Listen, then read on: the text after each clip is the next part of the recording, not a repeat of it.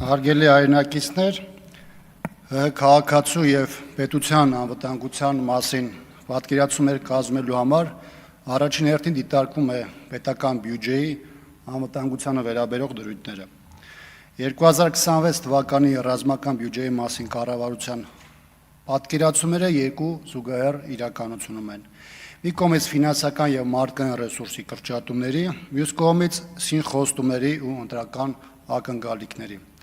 Իշխանությունը երկրի անվտանգության ապահովման հիմքում դրել է երկու սկզբունք՝ սպառնալիքներն ամեն գնով չտեսնելու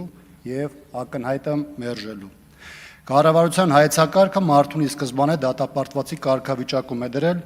որը գալիս է քաղաքացու ականջին շշնջալու, որ հայ ժողովուրդը հաղթելու շանս չունի,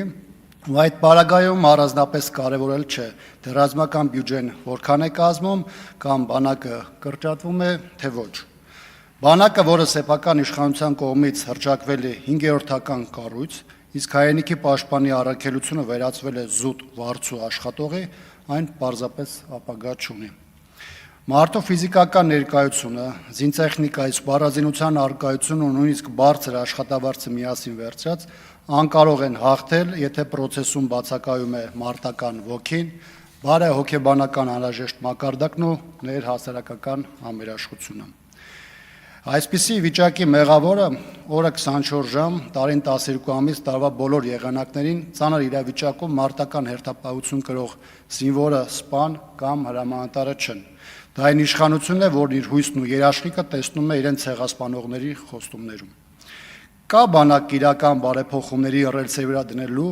բանակն իր ֆունկցիոնալ վիճակին բերելու եւ զինծառայողի անհրաժեշտ դերը հասարակության մեջ առաջին պլան բերելու հնարավորություն միանշանակ կա։